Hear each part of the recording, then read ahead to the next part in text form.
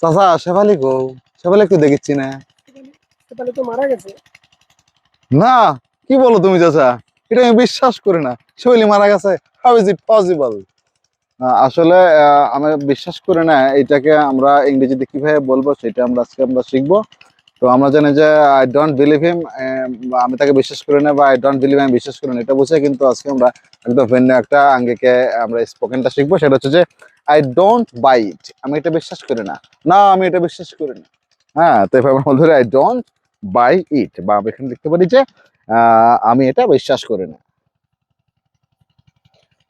আমি এটা বিশ্বাস করি না। এটা বললে আমরা হয়ে যাবে। তো আপনারা প্রতিদিন ইংরেজিতে এটা অ্যাড করতে পারেন। তো আমরা আর একটা এক্সপ্রেশন দেখতে পারি, you said you are broke. তুমি বললে যে তোমার পকেট খালি। ব্রোক মানে ঠাং ভাঙা না। যে তুমি বলেছিলে যে তোমার পকেট খালি, কিন্তু আই ডোন্ট বাই ইট, কিন্তু এটা বিশ্বাস করতেছি না যে তোমার কাছে টাকা নাই। এটা তো হুদাই কথা। হ্যাঁ, তো আজ এ পর্যন্তই।